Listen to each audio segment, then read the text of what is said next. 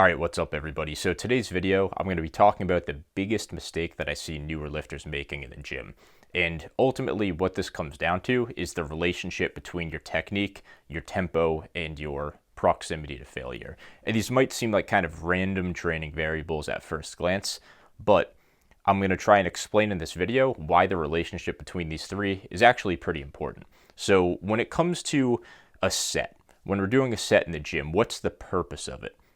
We should all know this. The purpose of a set is to get stimulus. It's to get training stimulus. And why are we doing that? So we can build muscle from that set. That's the purpose of it. That should seem pretty obvious. At the same time, a lot of the time we seem to forget that. So we go into the gym and we get so numbers focused. And I've talked about this 1,000 times on the channel. We're too numbers oriented. We focus too much on the weight. How many reps are we getting? We focus too much on the paper. You have to remember that stimulus is ultimately what you're after in a set. You're not after a number or anything necessarily. The stimulus has to come first. So to get back to that, the relationship between technique and tempo is something that I don't think should be overlooked.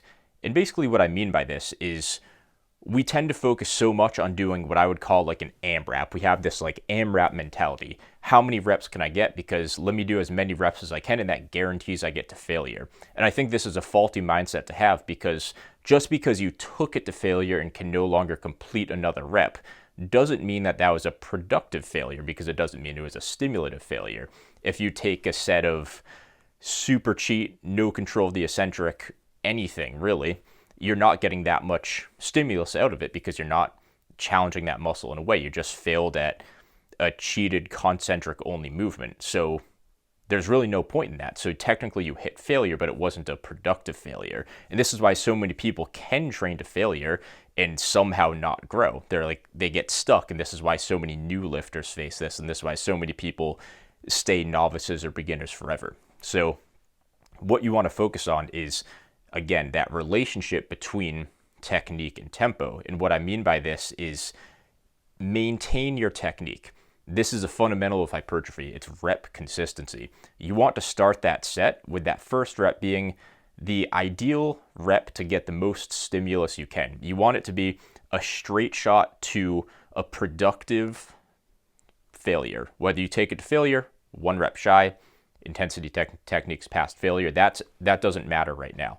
What you want is the most stimulus you can get out of that set by getting the most stimulative reps. So that would be something that is cheated if you want, with a good control of the eccentric, with a good range of motion, to put it simply.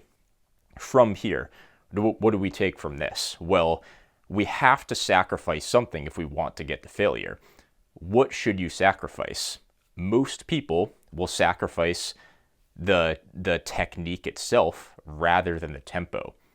So what they'll do, I don't know why we do this, and I have this instinct too. I had to overcome it. Bodybuilding's a game of overcoming instincts, so I'm trying to teach you what I can here.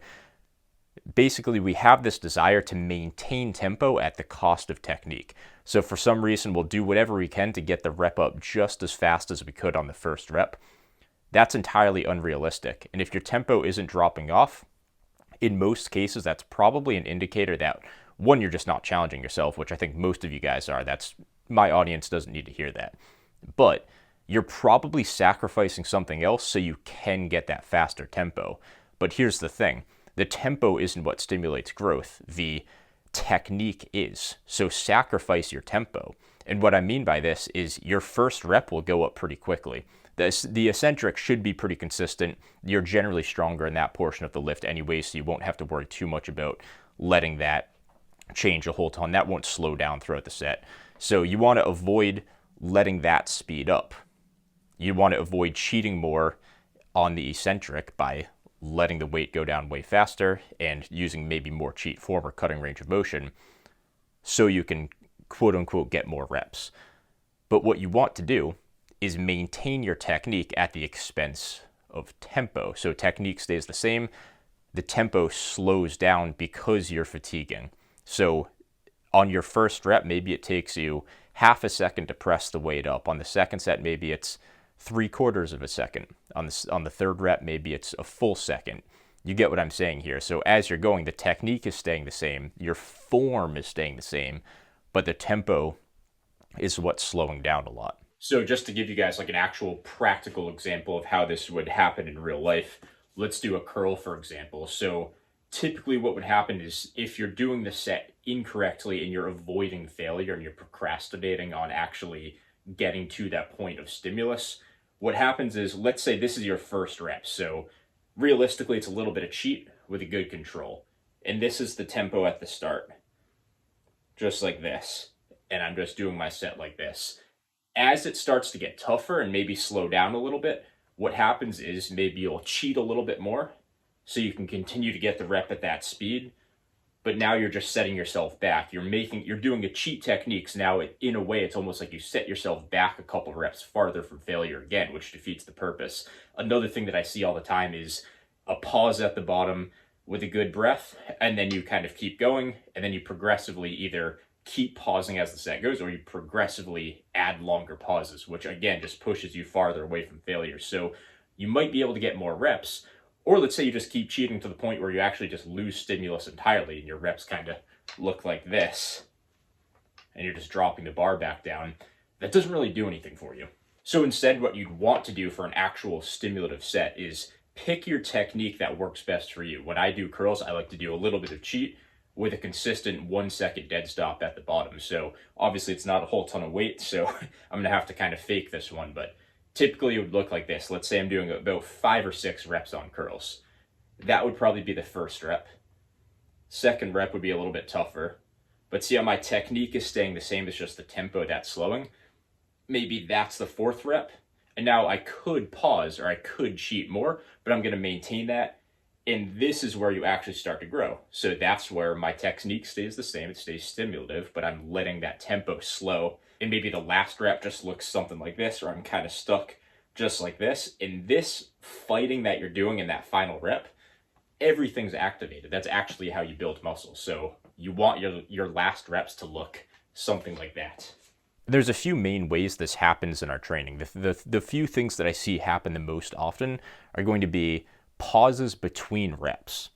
And what is this doing? It's shying you away from failure. So as you get closer to that failure point, if you pause between a rep, now you're just pushing yourself farther and farther back. So we tend to kind of dance around failure. We don't actually go in towards it. And that's a mistake that's holding you back because you're not challenging your muscles to the extent that you want to. And I'm not saying you have to train to failure or that you always should, because that's a different conversation entirely. But the failure point, or that 0 RIR point, is the easiest point to talk around. The way that I want you to see your sets is it's what is the most stimulative and challenging way you can get your muscle to muscular failure. And then it's up to you where you stop on that journey. But the last thing you want to do is needlessly extend that journey, which is, in this case, it's the set. So whether that's resting between reps, that's just making it, the longer you rest, the more you're going to have to do to get to failure. Whether it's changing your technique, which, yeah, you might get a couple more reps and you might still hit failure either way, but it's a less stimulative set. There's a lot of things you can take to failure and get nothing out of. As if it's not stimulative of hypertrophy, you're missing the point entirely. So you can still maybe progress in whatever you're doing, but if it's not a hypertrophic stimulus, there's no point progressing it. I made this example last time where you can progress in whatever, like Olympic lifting, like an explosive based movement. That doesn't do a whole ton for you. So even if you're progressing, you're not really getting hypertrophy. It would make more sense to do something that does stimulate hypertrophy and progress from there. So without dragging this video on too long, I want you guys to take away the mindset of actively thinking about the relationship between technique and tempo, sacrificing your tempo. Let that slow down so you can remain the same in terms of form. Let that happen. Don't rest between reps just so you can get more reps, because that's defeating the purpose. What I'd want you to do is challenge your muscle in a way that's consistent, that lets you get to whatever your desired proximity to failure is. That's the mindset I want you guys to try. That's all I got to say for today.